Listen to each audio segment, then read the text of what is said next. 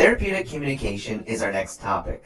This is defined as a face-to-face process of interacting with clients and their family members that allows them to express their own thoughts and feelings in order to build trust. Now, textbooks will always recommend open-ended questions and close-ended comments. So open-ended questions are those questions that are not simply yes or no questions. They instead require a response that is not simply yes or no. So this promotes discussion with the patient. Now, closed-ended comments are like stating facts that are used to portray empathy and build trust, as well as assess further. So Hesse mentions, open-ended questions select all that apply. How do you cope with anxiety? What event in your life has been the most stressful? Can you please tell me more about what's happening to you that led you to be hospitalized here? So as you can see, all these questions are not simply yes or no answers. They require the patient to converse with the staff.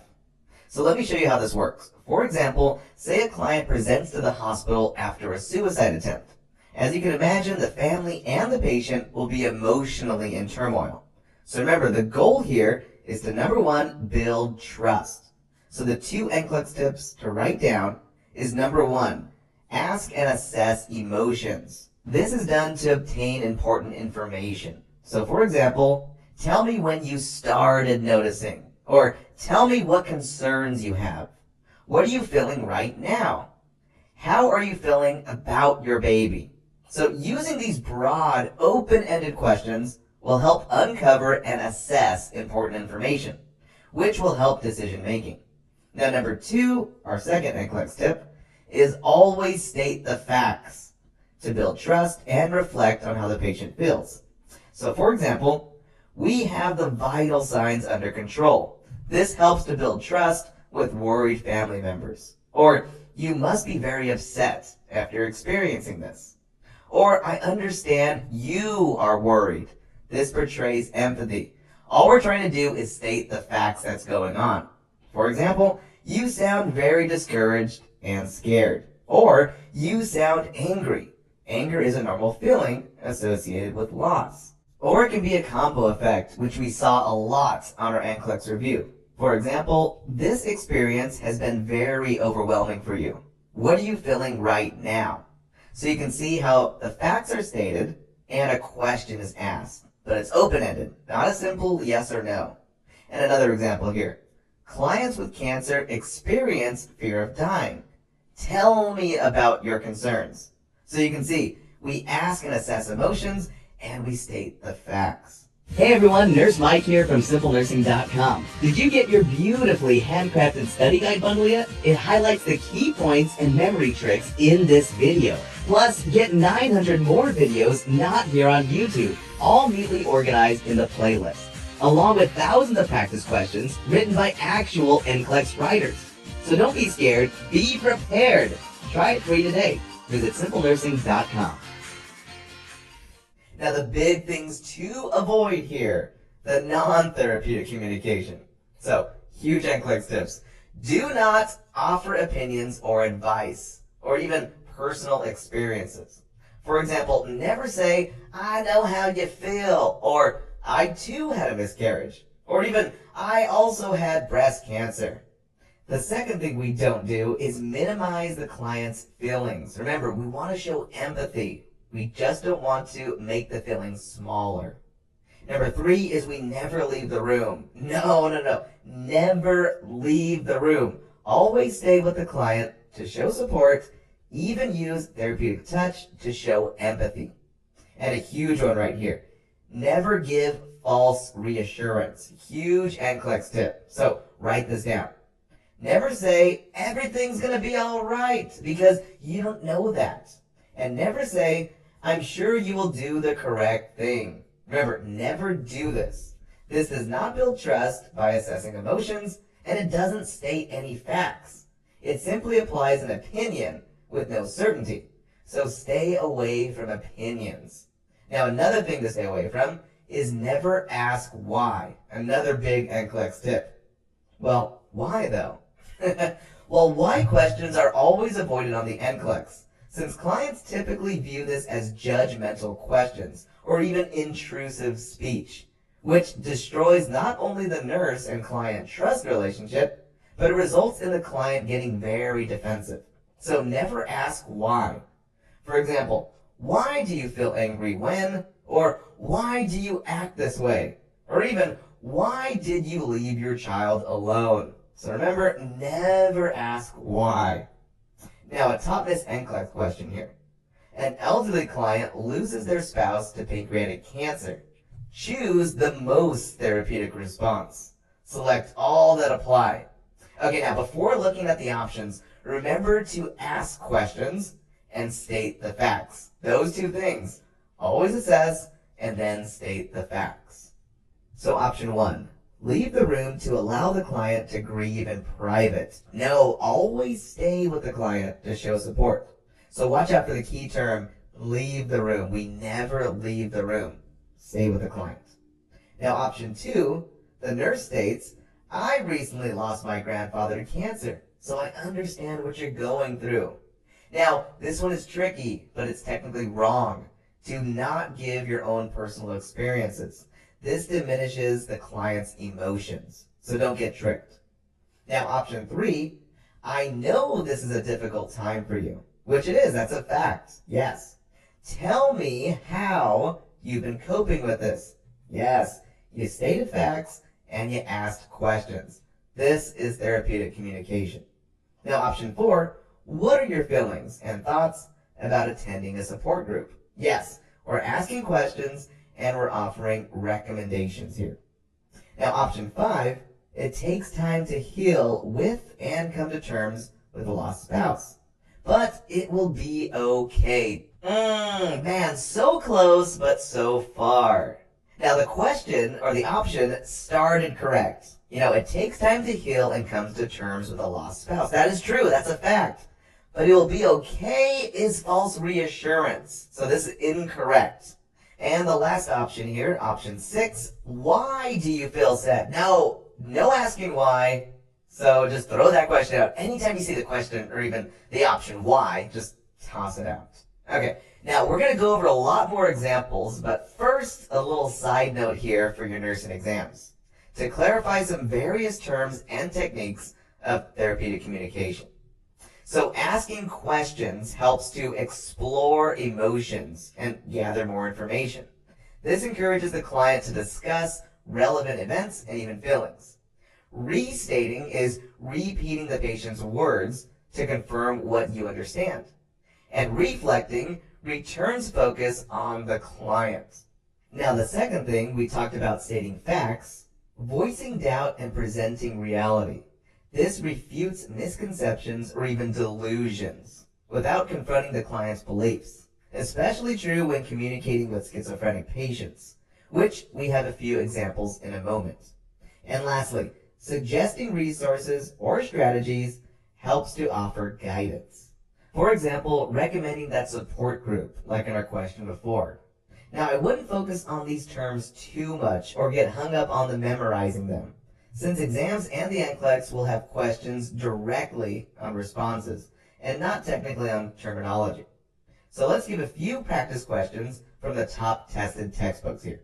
Hey there, did you like the video so far? Well, to watch the other half, not here on YouTube, visit us at Simple Nursing. You'll also get exclusive access to full courses and hundreds of more videos not here on YouTube. Plus, our beautiful study guides that follow along each video. And our NCLEX-style practice questions that help you to reinforce your knowledge. Join for free. Simply click right here. I'll see you there.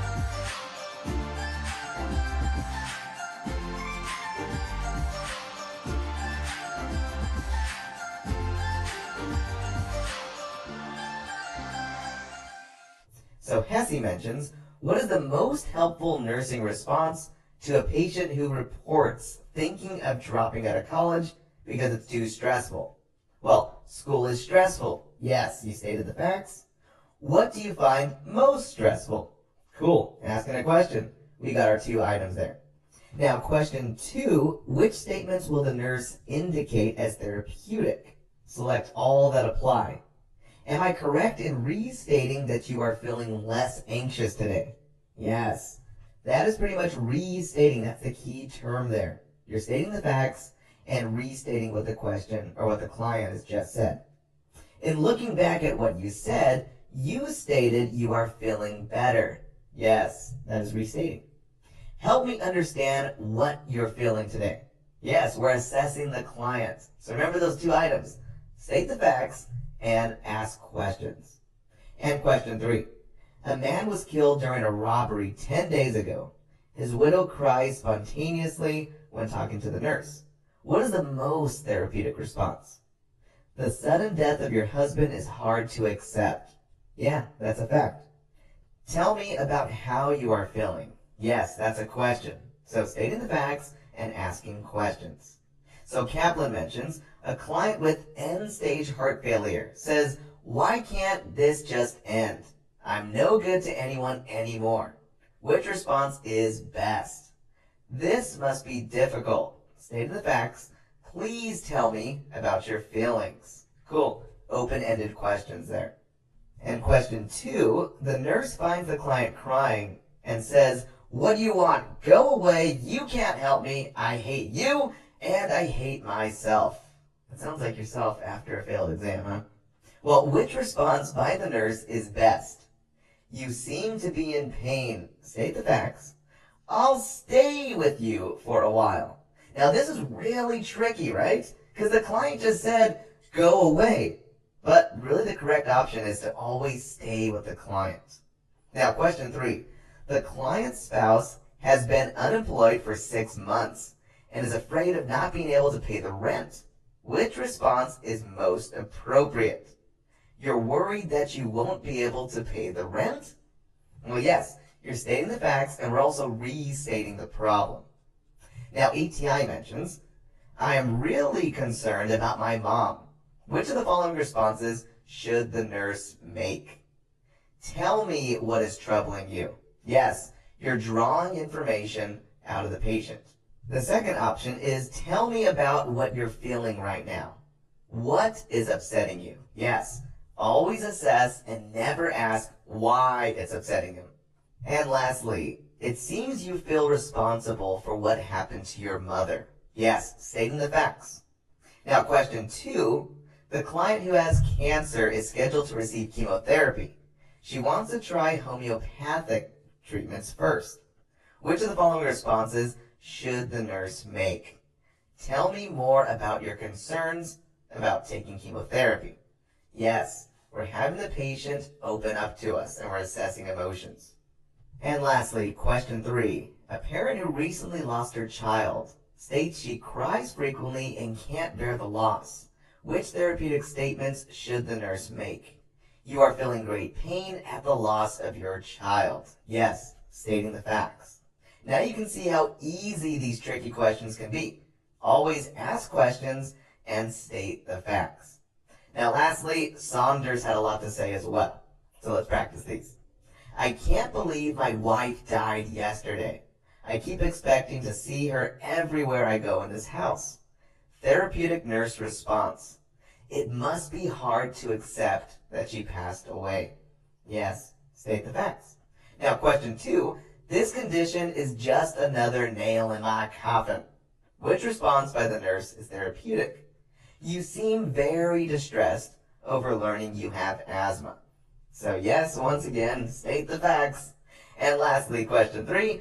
A client diagnosed with terminal cancer says to the nurse, I wish my family would stop hoping for a cure. I get so angry when they carry on like this. Which response by the nurse is most therapeutic? You feel angry that your family continues to hope for you to be cured. Yes, we're stating the facts and we're restating what the patient just said. Okay, if that's not enough practice for you, then watch this next segment from our schizophrenia video. Now, switching gears to therapeutic communication. This is always the most tricky questions on exams and even the NCLEX. Now, we have a full video on therapeutic communication in our mastery course. But let's deep dive specifically for our schizophrenic patients. So first things first, assessment. We always ask open-ended questions. especially when clients are having delusions that people are trying to hurt them. So open-ended questions are basically any question that doesn't end with a yes or no answer. So for example, what are the voices saying to you? And what do you see? This actually was an NCLEX question, so I'd write this one down. You see how this question is open-ended. It doesn't end with a yes or no answer. It deep dives into a deep assessment. So Hesse mentions, tell me what you're feeling at this moment. Describe what you are seeing now. You see how deep we're going into this assessment. And Kaplan mentions, how does it feel to think you are being watched? And ATI, what activities did you enjoy in the past? See how each question is an assessment. So to help you put into more context for an exam question, let's do a Kaplan full question. Do you see those cameras in the ceiling? I'm being watched all the time. Which response by the nurse is most appropriate? Those are the sprinklers in the ceiling that come on if there's a fire. How does it feel to think you are being watched? Yes, this presents reality and acknowledges feelings.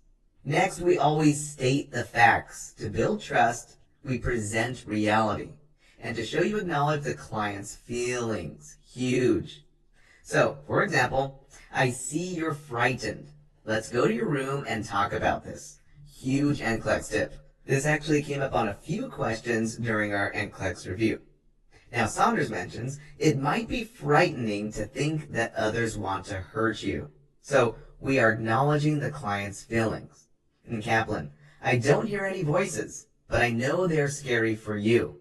So yes, this states the facts and acknowledges the client's feelings. And Hesse, I understand the voices are real to you, but I do not hear them. Or you see yourself as the savior. I see you as my client.